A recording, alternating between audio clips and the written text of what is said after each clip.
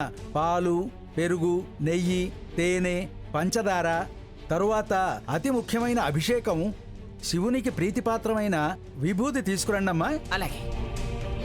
సాకేత్, గ్రాని, రఘురామ్, మనం తీసుకొచ్చినవన్నీ తీసుకురండి. అలాగే గ్రాని.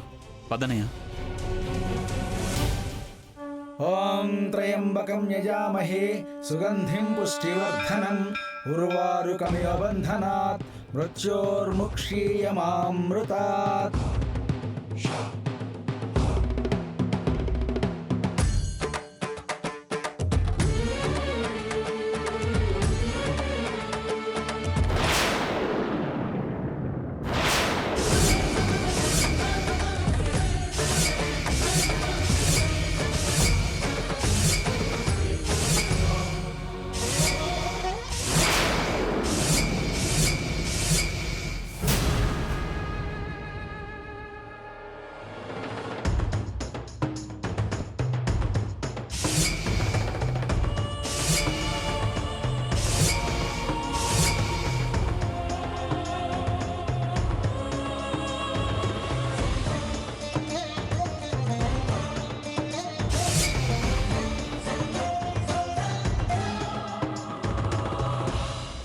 అమ్మా ఆగండి,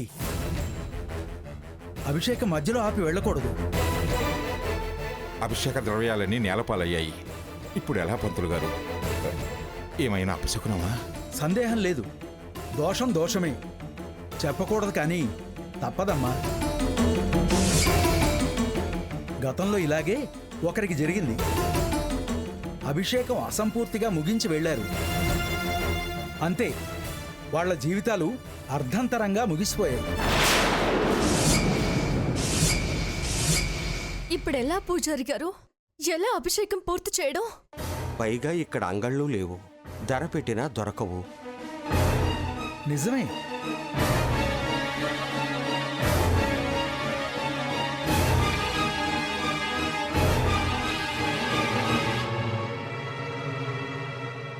అంత దుర్ఘటన జరిగిందని చెప్పారు.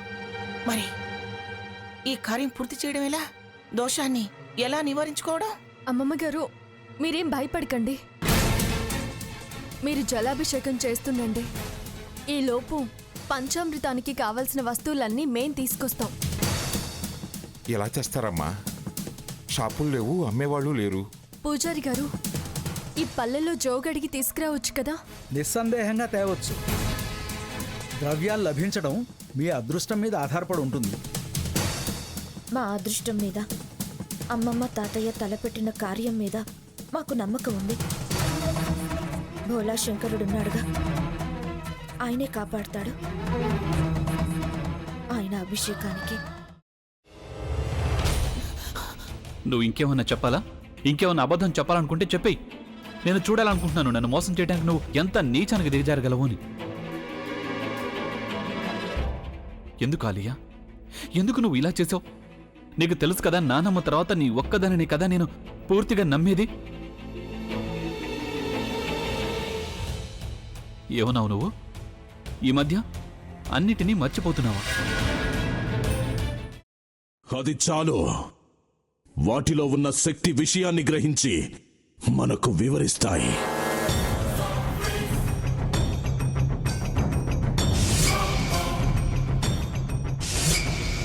ఎవరు ఆ దండ విప్పొద్దు, గది తలుపులు తెరవద్దు.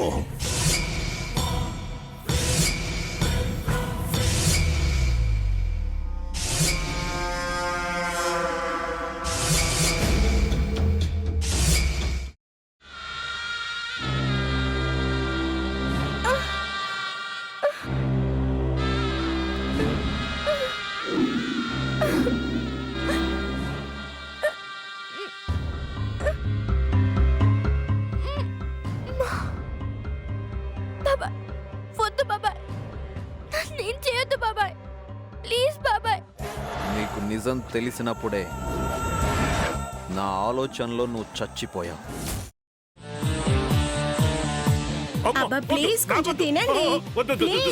భీమారావు గారు, మీరా?